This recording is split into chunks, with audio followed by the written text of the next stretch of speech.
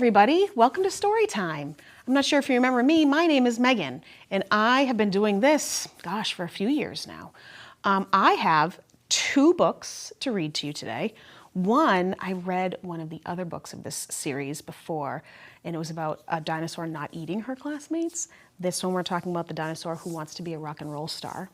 And then the other book that I have is called Dear Girl, and it's all of these nice, lovely things. You're gonna really like it, I think. So to start off, I'm going to start with my sillier book called We Will Rock Our Classmates by Ryan T. Higgins. Okay, you guys ready?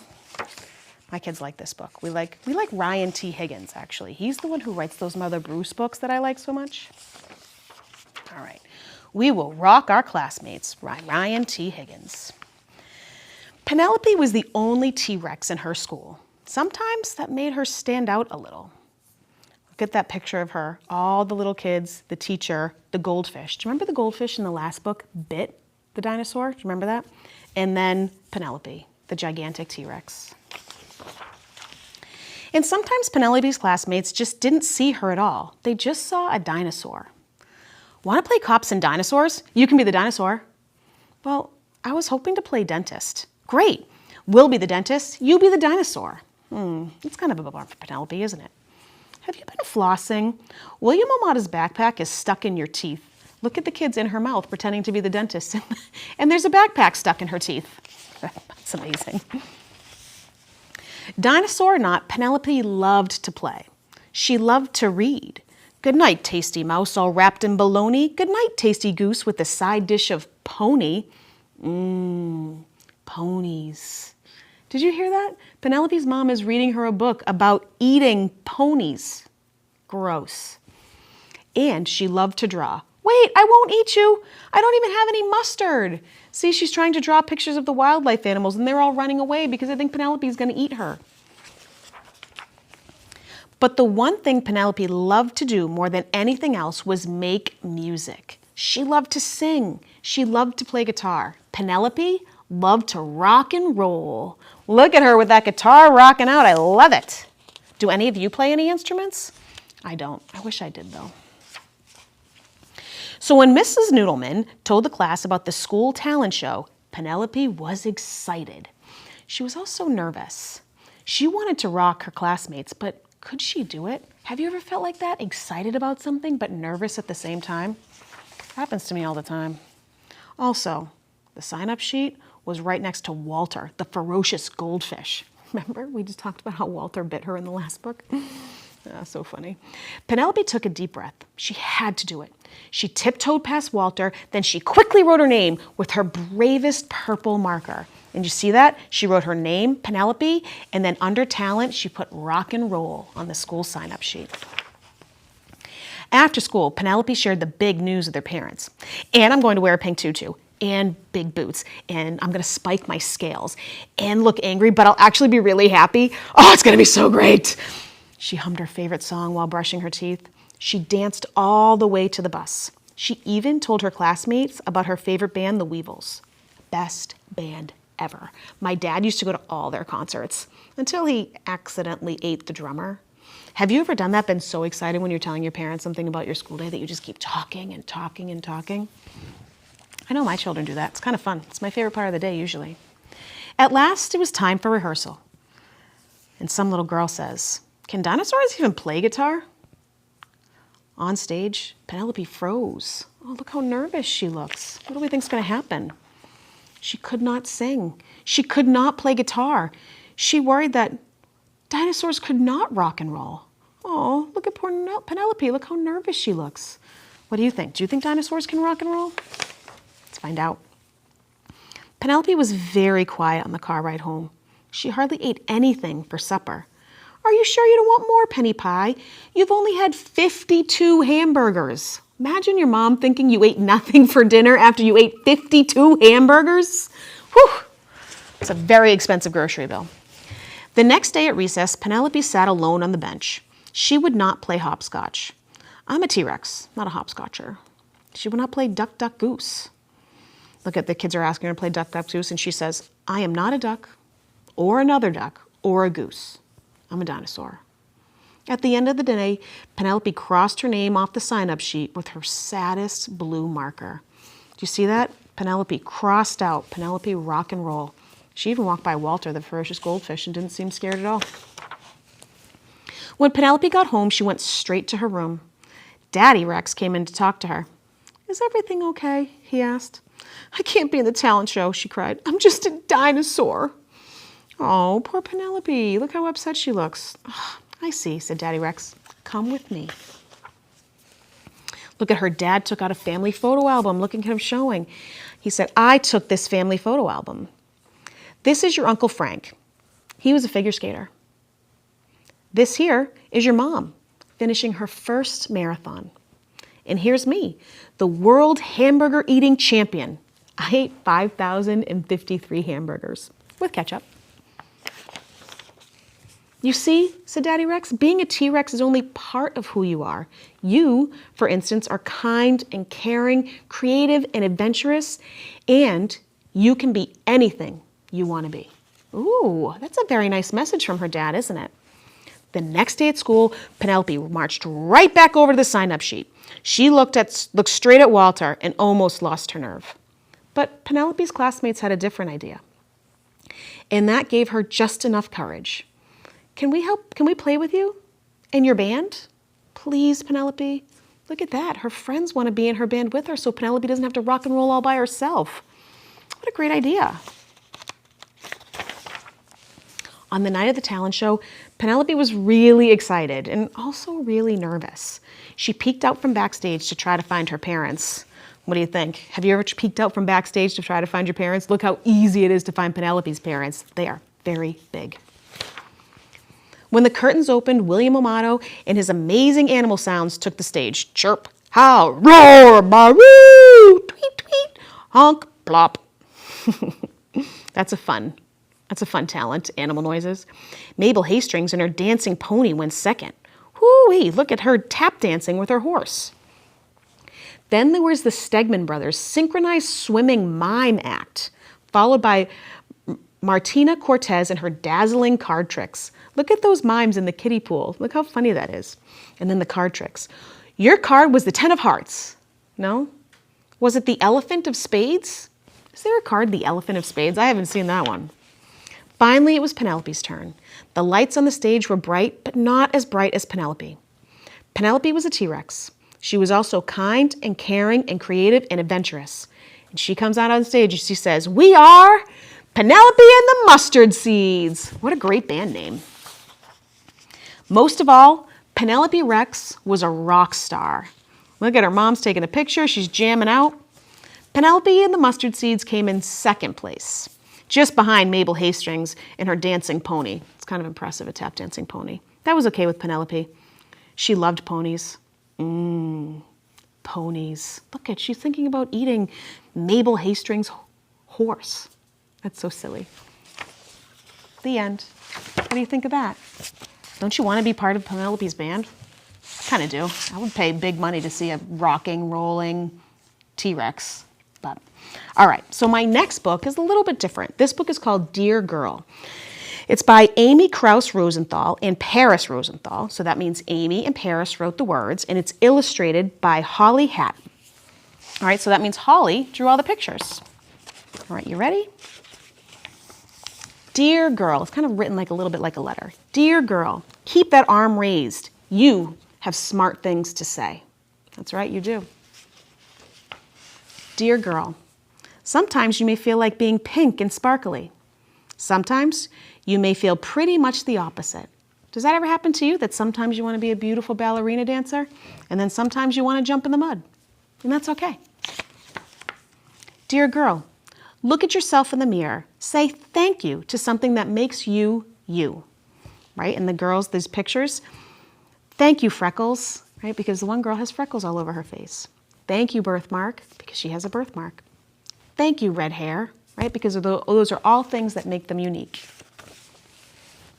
Dear girl, sometimes you just need a good cry. Sometimes you'll need a friend. Sometimes you'll need to be alone. Sometimes you'll need a tissue. Sometimes you'll need a bucket, right? Isn't that true? Doesn't sometimes you just cry and sad and you just feel like, ugh. It's true. It happens to me sometimes. Dear girl, did you know that there's no such thing as asking too many questions? I'm a teacher in real life, and I agree with this. I love kids who ask questions. Who, what, when, where, why, how? If you got a question, ask it. Dear girl, write down your thoughts once in a while, even if it's just to enjoy the way your pen feels against the paper. It's a good idea. Write down the things you've been thinking, the things that have been going on in your day. Dear girl, make your room awesome. Make your room you. And while you're at it, make your bed, right? Make your room look like the way that you want it to represent you so that you like going in there. Dear girl, don't ever lose your sense of wonder. Look at that beautiful rainbow. Dear girl, sometimes you just got to stop and dance. Woohoo! Right? Do you like a good dance party? We do in my house. Dear girl, find people like you. Find people unlike you. That's some good advice, right? Find people who have the same interests from you and find people who are different. You can learn from the people who are different. Dear girl, create traditions, fun, crazy handshakes, and silly inside jokes, right? Look at how much fun she's having with her friends. Dear girl, if your instinct is telling you to say no, you know? That's also very good advice. If that little voice inside your head says, this might not be a good idea, you should listen to it. Dear girl, coloring outside the lines is cool too. It's true, be creative, do something different. Dear girl, there are no rules about what to wear or how to cut your hair, right? You can wear a dress, you can wear pants. You can have long hair, you can have short hair. It's up to you. Dear girl, you know what's really boring? When people say how bored they are. Facts. Dear girl, gosh, I don't know. I've got this. Listen to your brave side. Look at her. Can you see her ready to jump off that high diving board? And at one point in time, her little voice in her head says, oh, I don't know if you can do this. And then her brave side says, yes, you can. Go ahead. And she did it. You think she's proud of herself? Dear girl, you won't be invited to every single party on the planet, which is really okay. Can you imagine how exhausting that would be? This is good advice. Dear girl, a tree trunk is the perfect place for quiet thoughts to be thunk. Look at her just sitting under that tree. It looks so nice and relaxing. Dear girl, whenever you need an encouraging boost, remember, you can turn to any page in this book. Most of all, dear girl who I love, know that you can always, always, always turn to me. So I hope you have a grown-up in your life that you can always, always, always turn to. And that's it. What do you think of that book? I like this book. I have 3 daughters, and I like to read this book to my daughters and just remind them how amazing they really are. Well, that is all I have. I hope you have a wonderful rest of your day, and I hope to see you next time. Bye-bye. Hello, welcome to Storytime. I'm Sharon Kimball, and I have 2 very entertaining books for you today. They star Morris the Moose. Our first book is Morris Goes to School. It's by Bernard or B. Wiseman. He does the illustrations too. Morris the Moose wanted candy. He went to the wrong store. The man in the store said, "We don't sell candy. Can't you read?" Then he showed Morris the candy store. The man in the candy store said, "What would you like?" Morris looked at the candy. He liked the gumdrops.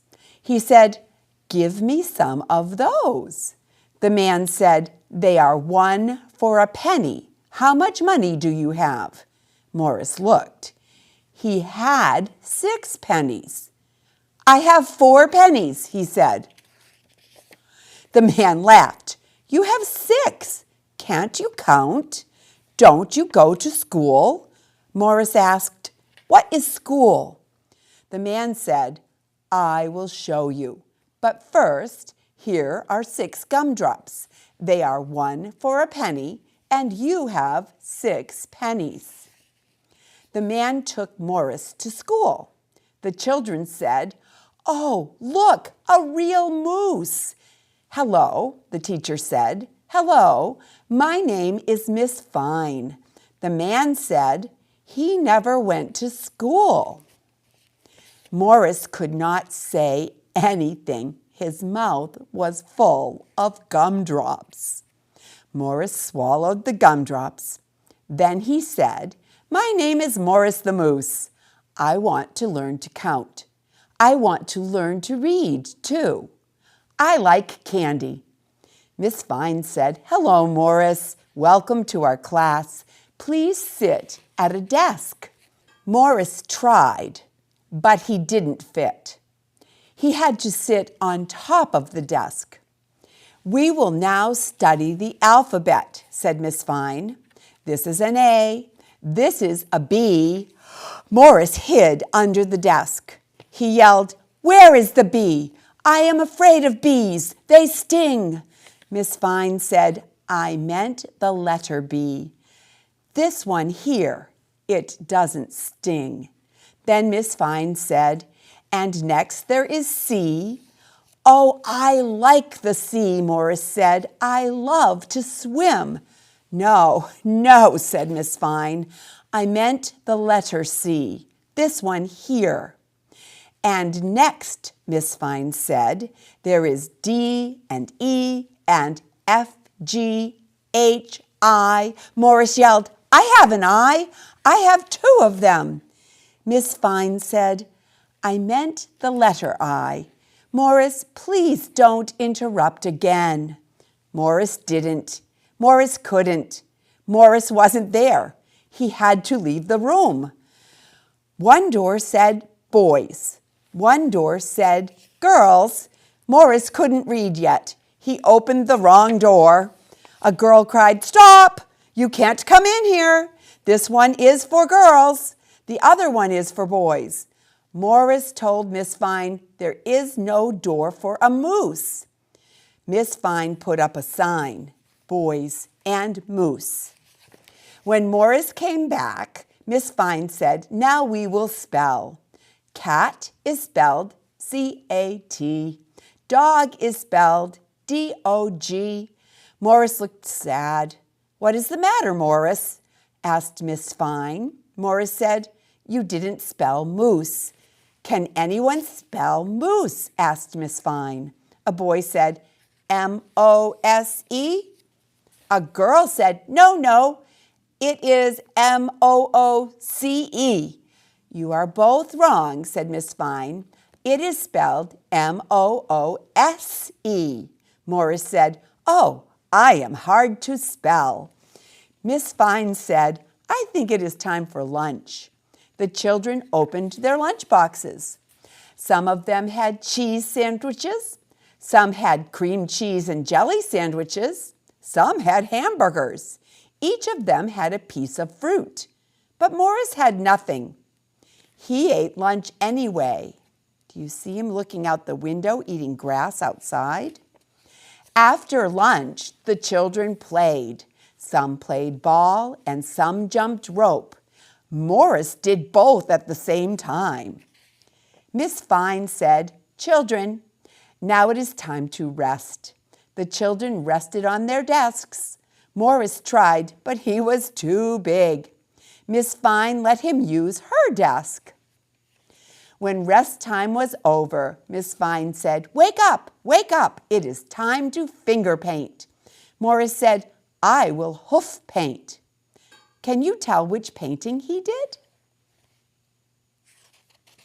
Miss Fine said, "Now we will study arithmetic. Who would like to count?" A boy counted 1, 2, 3, 4, 5, 6, 7, 8, 10. No, said Miss Fine. "Who knows what comes after 8? Morris said, "I know, bedtime." 9 is the correct answer, said Miss Fine.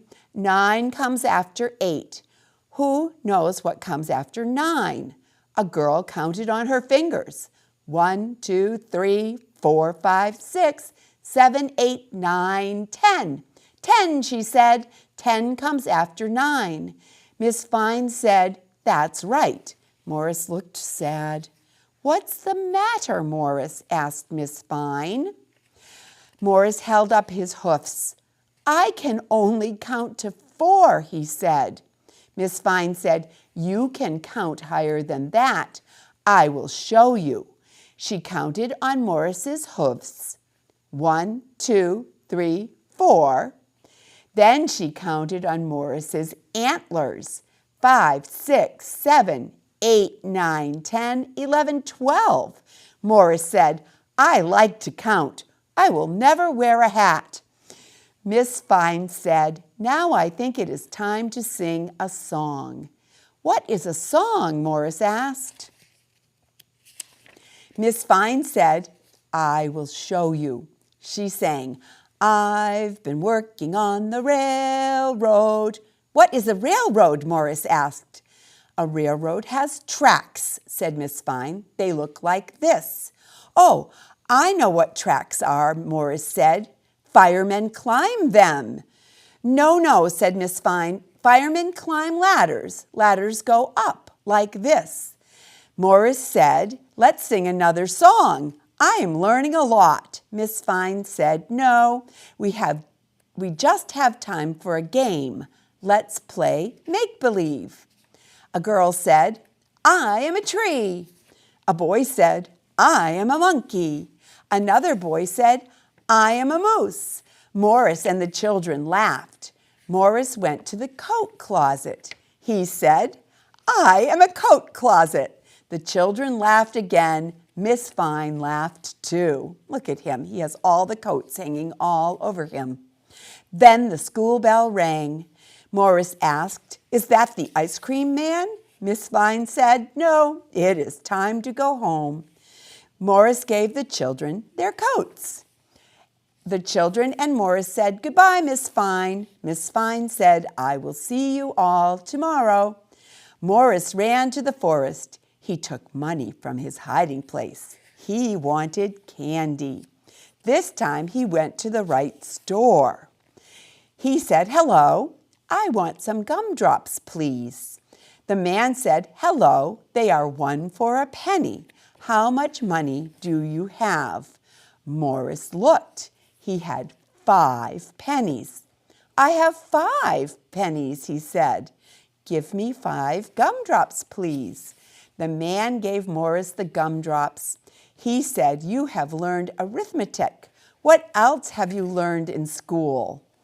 Morris said, I learned how to hoof paint. I learned how to spell moose. I learned how to be a clothes closet. And I learned all the numbers in the alphabet. The man said, you mean all the letters, don't you? Morris wanted to say yes. He tried to say yes, but Morris couldn't. His mouth was full of gumdrops. Morris had quite a first day of school, didn't he? And he is a funny mouse. Moose, not mouse. Morris has a friend. His name is Boris the Bear. The second book I have for you has Morris the Moose with his friend Boris the Bear. This one's title is Morris Has a Cold. You'll see that there are a lot of things that Morris does not understand, and Boris tries to help out his friend. This is written and illustrated by Bernard Wiseman. Morris has a cold. Morris the Moose says, I have a cold. My nose is walking. Boris the Bear said, you mean your nose is running? No, said Morris, my nose is walking. I only have a little cold. Boris said, let me feel your forehead. Morris said, I don't have 4 heads. Boris said, I know you don't have 4 heads, but this is called your forehead. Morris said, that is my 1 head. All right, Boris growled, let me feel your 1 head. Boris said, your 1 head feels hot. That means you are sick. You need some rest. You should lie down. Morris lay down. Not Here, Boris shouted, you are sick. You must lie down on a bed. Morris asked, what is a bed?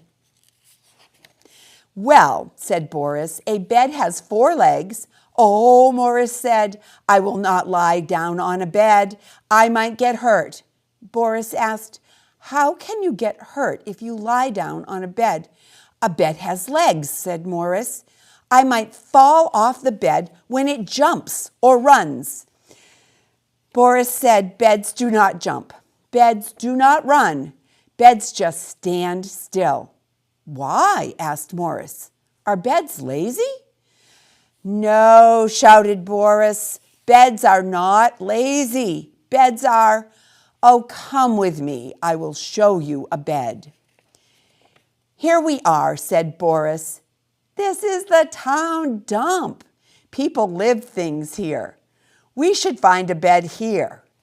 By the way, that is not a good idea. Help me look for one. Look for a thing with 4 legs. Morris yelled, this has 4 legs. I found a bed. Boris said, no, that is not a bed. That is a table. A bed has 4 legs, but it is soft. I found a bed, Morris yelled. This has 4 legs, and it is soft. Boris yelled, put that cat down. Come here, I found a bed. Lie down on the bed and cover yourself with these blankets. No, no, said Boris, do not cover all of you. Morris uncovered his hoofs. Boris asked, why did you leave your head covered? Morris said, because my head has the cold. Boris said, your head should not be covered. Morris said, achoo! Morris sneezed. Boris covered Morris's head. Here, said Boris, I found a box of Kleenex. Pull out the Kleenex like this. Blow your nose into the Kleenex. Boris growled. You are pulling out a lot of Kleenex. Morris said, I have a lot of nose. Morris coughed. Boris asked, how does your throat feel?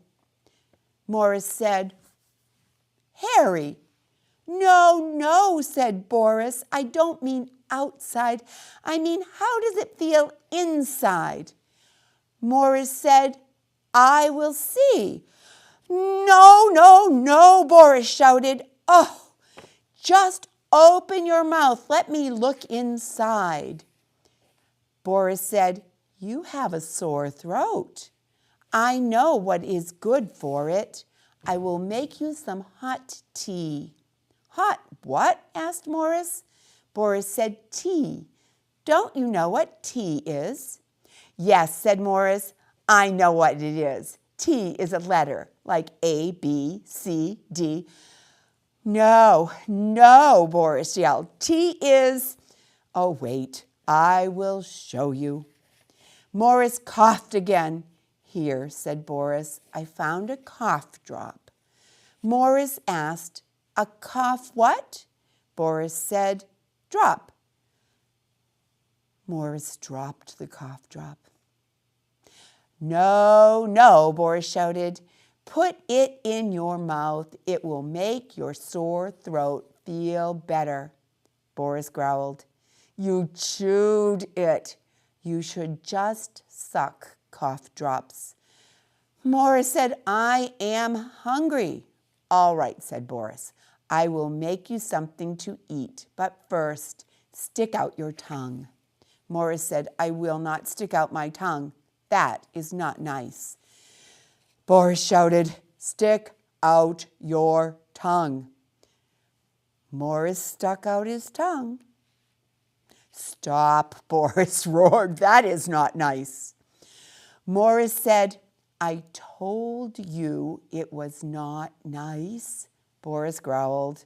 That's because you did it the wrong way. Look, this is how to stick out your tongue.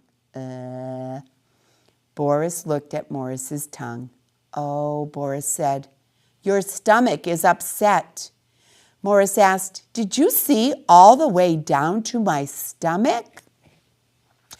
No, said Boris, I did not see all the way down to your stomach. I just saw your tongue. Your tongue is white. That means your stomach is upset. I know what you should eat. I will make you some soup. Some what? Asked Morris. Soup, said Boris. Soup is...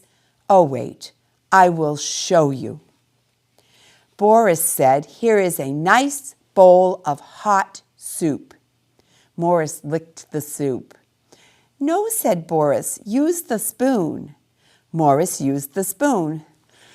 No, said Boris, put the spoon in your mouth. Boris put the spoon in his mouth, all the way in his mouth.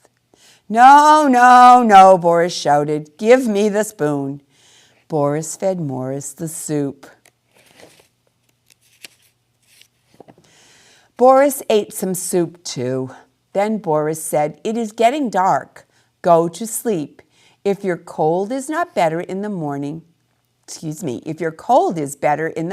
I will make you a big breakfast. A big what? Morris asked. Boris said, breakfast. Breakfast is, go to sleep. In the morning, Morris said, My nose is not walking. My one head is not hot. My cold is better. Make me a big breakfast. All right, said Boris, but you have to do something for me. Morris asked, What? Don't ever get sick again. That's the end of Morris and Boris. Morris was a difficult patient with a cold. Sometimes when you feel really sick, you're not so easy to get along with. But Boris was pretty patient, even though he shouted a lot, and he really tried to take care of his friend. I hope you don't get sick. This has been Storytime. Thank you for being here.